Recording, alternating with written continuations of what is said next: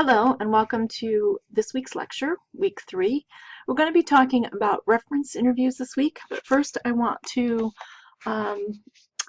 say that I've watched all of your introductions on Flipgrid and was awesome seeing all of you in the introductions. It was great to see you in person, and I'm really part of the reason I wanted to do this was I wanted to see you.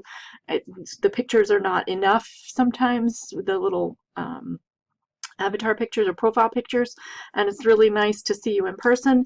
The other thing is, as some of you mentioned, you hadn't used this before, been aware of it, so I sometimes take the opportunity to have you try new things that you might be able to use in your classroom or library. So it was great to see you all, great videos. I think the most fun one was Trish's, where we got to meet her family also. And thank you for commenting on the other videos, those of you who did so. And I was surprised to see 3 UDEL alum, which was great. I'm not from UDEL. I give a shout out to Rutgers grads. I have 3 degrees from Rutgers. And also to a fellow Bulldog owner and a fellow knitter that that you mentioned. So I hope to use Flipgrid in another discussion through the semester. It looks like all of you are able to access and are able to use it. So, but as I said, I wanted to introduce it because it's a free resource now. It's free to educators, so it's something that you can use within your classroom. It used to be a little bit pricey, and I tried it because I did like seeing videos of the people in the class, but being free is even better. Also, I wanted to comment on the discussion. I'm trying something new where I'm going to add a comment on the discussion to the lecture, and it's going to be 2 weeks back. So this is from our first week. We're on week 3, so I'm going to comment on week 1 because I want to give time to extend the discussion, and I'm recording this sometimes before the week deadline is out. But I also want, if you've got a discussion going, I don't want you to think that you have to stop looking at that week or stop the discussion because we've hit the end of the week. I'm leaving them open for 2 weeks so that if you've got a discussion going, feel free to continue it. You all did a great job articulating what reference and information sources and servings means to you. Several of you mentioned reference books that didn't circulate, and I just wanted to mention that the database evaluation that you're going to be doing used to be an evaluation of a physical reference center within a school library. But this has become harder to do as fewer print books are kept in some school library reference centers, and so much is available online. Elizabeth mentioned a perfect example. Her high school gotten rid of all of the reference books, either weeded them or interfiled them with the nonfiction. I've seen this done I've seen this done in 2 different ways when the reference books are interfiled with the nonfiction. One way is to let them circulate. You still might have them labeled as reference, but they can circulate and students can take them out. The other way is to keep them as reference books that can't circulate and can only be used in the library, but have them in with the Dewey nonfiction, and that way if somebody's looking for a resource, they will get all types, including the reference resource that in that topic and that Dewey section. Danielle mentioned that alphabetical order rules are getting rusty with the lack of use of dictionaries, and that and I can't think of the word. There's a word for when they put a word at the top of the page that you can use to look at the beginning word and the end word at the top of the pages in order to figure out if your word that you're looking up comes on those 2 pages. But it's great that some of you are still doing lessons. I still love having a print dictionary, although I find it wonderful reading an ebook that I can click on the word to get the definition. I used to be too lazy to get up from whatever comfy spot I was reading, especially if I'm reading something for leisure and I'm curled up on the couch and the dictionary is in the next room. I'm not going to get up. If I happen to be reading in an ebook or have my phone nearby, I really do like being able to have it being handy to look up the word if I need a definition. That said, I still love using the dictionary, and I think knowing about parts of reference and nonfiction books, like indexes, tables of contents, whatever that word is, and it won't come to me, are good skills to learn. And there were some great suggestions for activities to help learn this. I think one of you were talking about races, and it's a skill, a good skill to still learn. Not everything is available online, and that's something to remember when we're talking about reference sources and why we need libraries. Still, and for a long time, not everything will be available online. If you're doing any kind of historical, original resource kind of work, that certainly won't be online, all online for a long time. I love that Michael and Pamela were teaching map skills. Michael, it sounds like a great activity for using atlases and making the students write down the directions. I remember having to do that whenever I was going somewhere before Google Maps, and you like write down all the directions so you have it in the car when you're on your way to that interview for a new job in a place you've never been before. So it's a good skill to have them use, and it uses a different part of their brain too, which I think is good. And sometimes Google Maps, the reason I don't like using nav systems in cars is maybe they do now, but you didn't used to give you like the big picture. I needed to see the whole map and then focus in on the street by street directions, and it was really, I could never figure out how to get the whole map to show up. So the bigger picture can be important too. I love Kristen's reference to the library in Harry Potter and all of those books they had. I was just reminded recently of Ron speaking about Hermione as she dashes off to the library to find something else. And because that's what Hermione does, Ron tells Harry, when in doubt, go to the library. And I think that's something we should cultivate in all of our students. I'm glad that many of you had good experiences in the library, although unfortunately it does not surprise me that some of you did not have friendly or helpful librarians. I was glad to hear, Danielle, you say that she was inspired to do better and not permanently frightened away from libraries and books by her bad experience with the school librarian. We will be learning, many of you mentioned online sources and resources. We'll be learning about them this semester. We'll be learning about and evaluating databases.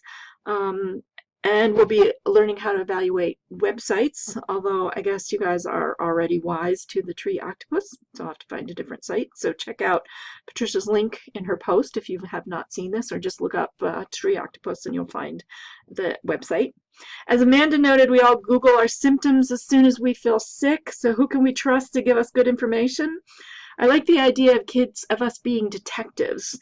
It would be nice if we could just rely on everything we find on the internet, but we know that's a recipe for disaster. Publishers used to be, and still are to a certain point, a filter for quality. If you knew the publisher, you would have an opinion about the quality of the book, and that's still true for nonfiction books that are published. But everything you read in a book is not true either. I'm sure you've all read books where you've said, that's not true. And as some of you pointed out, material in print tends to go out of date, especially in something like an encyclopedia where it's covering such a large number of topics, tends to go out of date quickly. And as someone else mentioned, finding a second source to corroborate your first source is also a really good practice. Thank you, Roberta, for sharing those websites. I encourage everyone to share resources on the discussion board.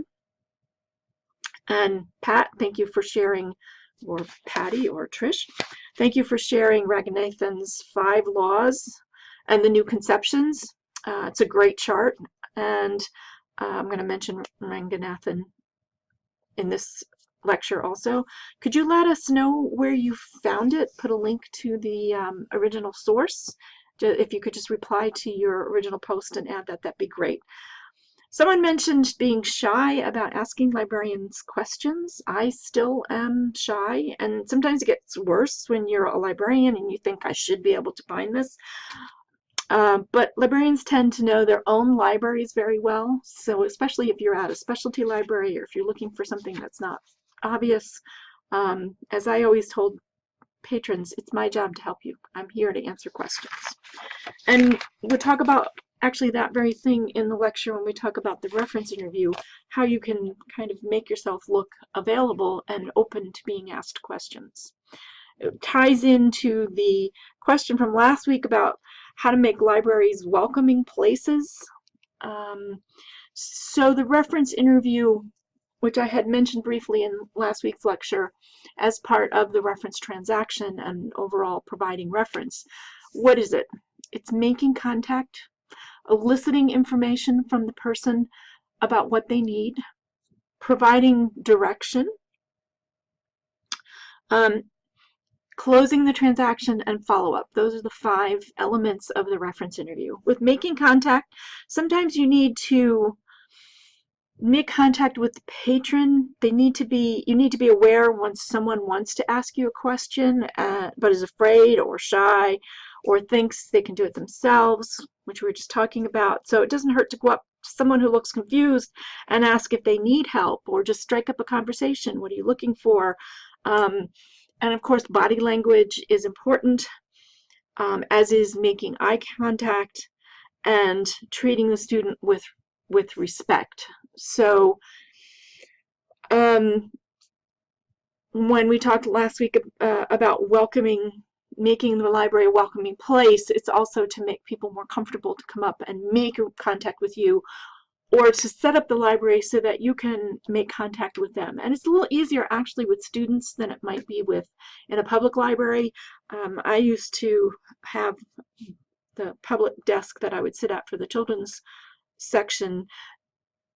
I could see when somebody was wandering and looking lost, and so I would try to get up and go over and either make eye contact with them to let them know that I was available, or go up and talk to them, say, is there anything I can help you with? You can do that without being too forward. I know that in a lot of your situations with the school library, you might not have time to do that, but if you're in a high school and you have more open flow and flexible periods, you may find people coming in and you need to make that first contact. Even when you have a class in doing research, you may have somebody who's working away and not really knowing what they're doing, and you may need to help them know that you can be asked questions. We're going to talk more about eliciting information and providing direction and closing the transaction and the follow-up as we go on and throughout this lecture. So contact, we just talked about this, reference desks, wandering librarians, fear of asking, reading body language, and here's Ranganathan. If you want to be a reference librarian, you must learn to overcome not only your shyness, but also the shyness of others, which relates exactly to what we were talking about. So the question, clarifying the question, and this is part of eliciting information. So you need to determine what information the student's trying to find as part of the reference interview. They might not know themselves. So first you have to determine what kind of question that they are trying to find the answer to. One of the most frequent type of queries you'll find in school libraries is the imposed query. The student is seeking help to find information to answer a question that teachers have assigned. If you remember my example of Isi Nisi, they may not understand what they've been assigned. They may just know the words and have no concept of what the words mean. So you may need to help them figure out what it is they need to find out. This is in contrast to when they're seeking answers or information for themselves, and sometimes even when you're looking for information for yourself, you don't know exactly what it is you need to know. You sometimes need to do some searching or get some material to learn a little bit more about what it is you're gathering information on in order to ask the right questions. So those are the kind of questions. Could be a directional question, we talked about that, but imposed query is a lot, you'll get a lot of that obviously in school libraries. So in order to find out what the student really wants, really needs, as opposed to what they think they want or what they ask for. You have to ask questions. You have to negotiate with them through listening, through open-ended questions, through neutral questions, closed questions, and rephrasing. And these are all talked about in your reading the reading that I've given you this week. So I'm sure you know closed question is just yes or no. An open-ended question, and there's some examples in the reading. An open-ended question gives the person a little more room to come back to you with additional information. Neutral questions are also a way to get more information. And rephrasing is also a great technique. It's a great technique for listening. This is what I'm hearing you saying, and sometimes when you say that, they come back and like, no, that's not what I'm saying at all, which means there's been disconnect in communication. So rephrasing is a great skill. All of these skills are things you need to develop as you learn to get the student, and sometimes it's the teacher, to get to what they need, not what they think they need, but what they actually need. And you may need to come back to these steps after doing some searches. The next step, of course, if you think about when you've gone to the library, you come up to the person, make contact, tell them what you need. Sometimes you do some searches, searching in print or databases or through the stacks, whatever. And then the person you'll continue to negotiate or come back to it. You may sit them down with some material that seems to be good, and then you'd have to come back. It's not quite working, or I've learned something new and I need to find about this. So there might be a need for redoing these steps of listening and questioning. And you could be standing there with the student and also continuing to question while evaluating the sources you found together during a search. So then you need to do the next steps, which is finding the information. If we go back here, providing direction and closing the transaction. So helping versus doing and finding the answer. So you need to strike a balance. This is the part where we find the material that the student wants, or the teacher, the user. We call them the library patron, whoever they might be, the user. So you need to strike a balance between modeling searching behavior and completing the search for the student. So helping versus doing. It'll depend on the question, the student, the time you have, and your own abilities to search. The more practice you have searching, the easier it will be to model searching for students while you're helping them. Sometimes the way reference desks or school library desks are set up can be a problem. The monitor's facing you, and the student can't see what you're doing. So it's really hard to model what you're doing if they can't see what you're doing. If you just put your head down and start typing, you're not really helping them understand. And there are always times when that might be the right strategy. If there's, I need this book and I don't know what shelf it's on and I need to bring it back to my teacher right away. Okay, so maybe that's a case where you want to do something quickly, but you might want to help the student learn to search. So one way you can do that is if at all possible, turn the monitor towards them and talk about what you're doing as you're doing it. Another way could be if you're helping a class, you're going to be leaning over somebody's shoulder or standing next to them when they're on the computer, and you can be guiding them through the steps. We always remember, if you think about why hands-on things are so important, such as makerspace as part of it, is because if we're doing, we're remembering better.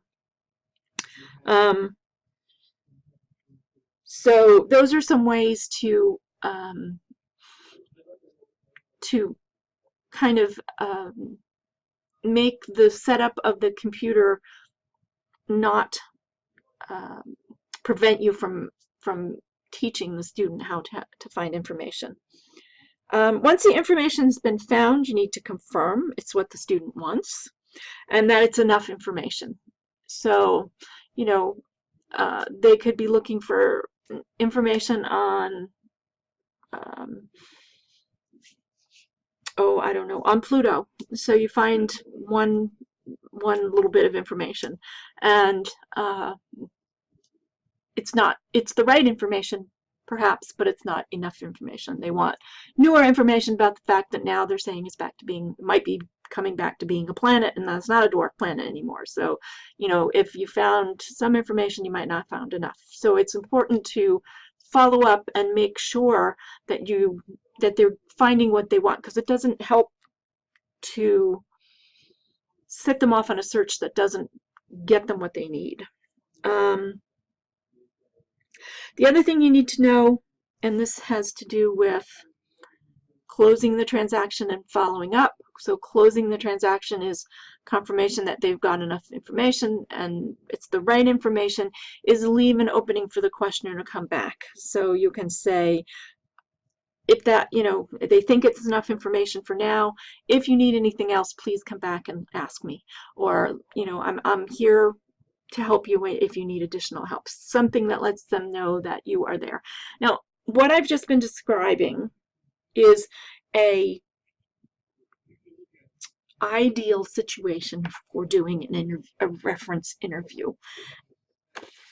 Some or all of these may be part. You may find that depending on your situation, you may use all of these, you may use some of these.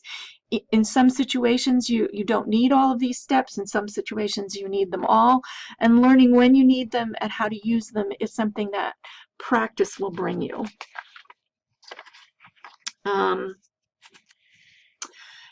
Some issues, and this is a little bit older issue, but this used to happen at first where they say no internet, you can't use databases. No internet means you can't use databases. So the teacher would say to the students, you can't use the internet. You have to, you just can't use the internet to find this. And the teacher might not realize that the database replaces the encyclopedia, as you guys were talking about with reference, that so often there's online resources that replace the print. So if the teacher is saying that they can't use the internet, maybe the teacher doesn't mean they can't use databases, they just don't want random sources out there. You know, some of you said the first thing that pops up on Google. But maybe they don't understand what databases are. So in this case, it may or may not be what the teacher intended. So you have to, that's part of the thing you can use with the reference interview. It's one of those things that you can, how much information, what form you need it, is there anything you can't use, is there anything you can use, etc. Assignment alerts, I talked a little bit about them, I think, last week, and they're probably not going to be used. It would be great if every teacher told you what their assignments were going to be for the whole school year, or even, you know, just a week ahead of time, but probably not going to be used. So you're probably going to be blind coming into some searches, which actually happens a lot on the public library reference desk, because you have no idea what's going to walk in when people are doing research for themselves. You just don't know what's going to be. But the problem used to be with the assignment alert that everybody came in, you didn't know it was an assignment, and somebody was just looking for something on Pluto. Let's go back to Pluto, and you gave them, first person that came in, the book, one of the books on Pluto. Two more people came in, maybe talked to somebody different or got their own books on Pluto, and all of a sudden you have no materials left on Pluto. This happens less often now that material can be accessed online, but sometimes you might need to tell the teacher that the material was unavailable. The student came in, you didn't have material to help them, and they can take it back to their teacher. Often if they had started ahead of time, you could have gotten the material, but it's something to keep in your back pocket. Virtual reference is something, it's a huge bucket. Could include answering questions telephone, by email, through chat. More often an academic or a public library thing, but I have heard some interesting reports, read a little bit in research, that in academic libraries that students prefer to chat, even if they're sitting in the library. I think it could be an icebreaker, and when the patron gets comfortable, then they can come up to you in person. And this I could see using in a high school library too, or with your teachers. If you have, you know, certainly can use email, so the teacher doesn't necessarily have to come into you. Certainly could use chat or telephone for the teachers to help them with information needs for their classes.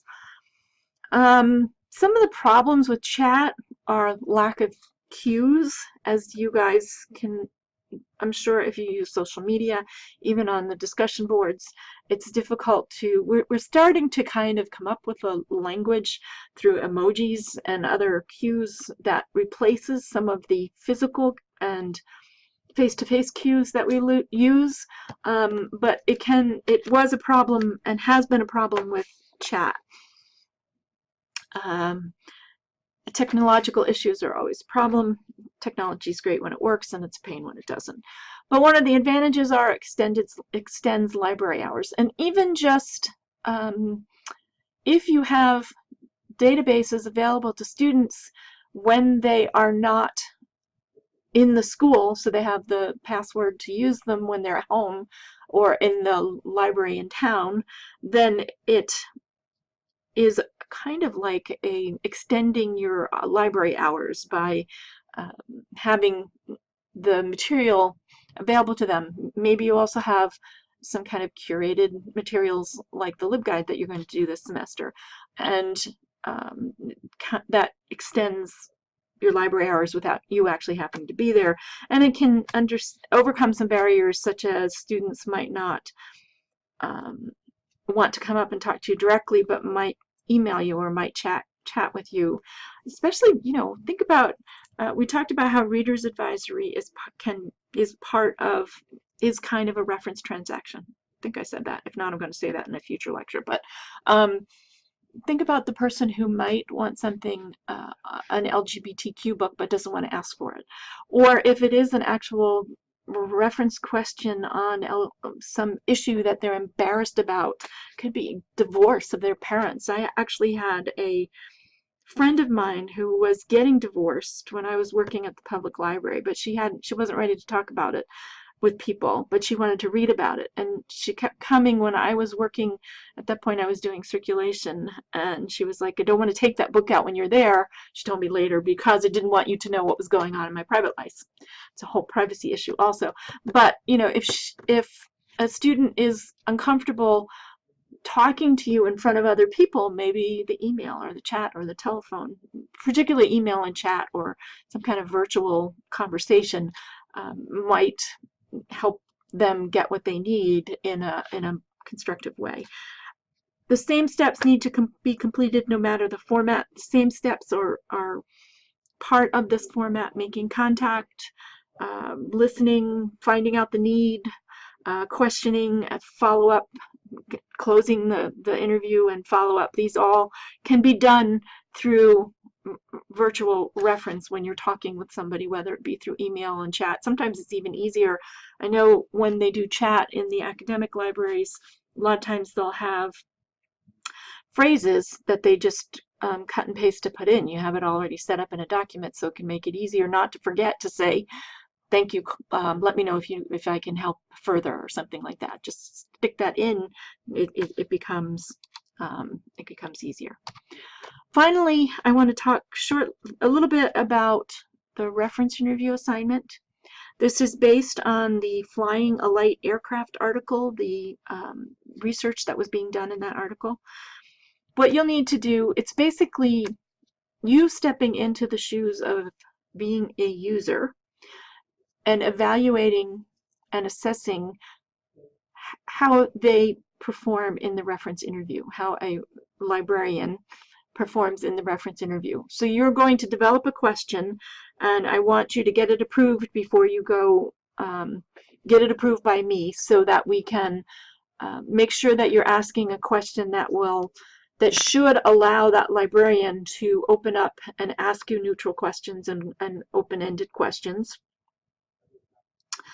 And I want you to go to 2 different libraries with the same question, so you can compare two different libraries' reactions. You can do this with academic libraries, public libraries. You could do a school library, but it might be more difficult because the person would know you, and that's going to change the dynamic. If you're able to get help from a different school librarian that you don't know as well, but that's sort of an artificial, I think probably you're going to be better off going to, two different branches of a public library or a public library and academic library. You can do one of these as a virtual reference situation if you want and compare the two. But it has to be two librarians. And then you're going to report on the results. You're going to identify the libraries only by type, academic, public, school, if that works for you. And you're going to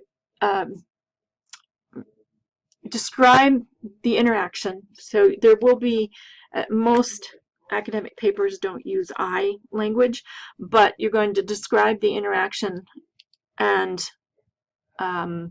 you may need to use I went into and asked this question kind of language. But then you're going to analyze and evaluate the whole transaction by scholarly articles, by using information from scholarly articles on reference interviews to analyze and evaluate the reference transaction. So you'll need several different research articles. I forget how many I've said, 3 to 5, I think maybe. It's in the instructions. You don't want to tell the librarian what you're doing either, because this is, you don't want them to be, trying to do something. You want to go in as if you're a user asking a question. So I think that is it. I have the directions under assignments. This is not due for a while, but I wanted to talk about it in relation to this reference interview discussion, and that way you can start thinking about your question, and I want to give you time to do the research, find the articles, and then go out and also have time to do these two sessions with the librarian, 2 places where you go out and ask the same reference question of your choice that we've developed. So thank you very much, and I will see you on the discussion boards.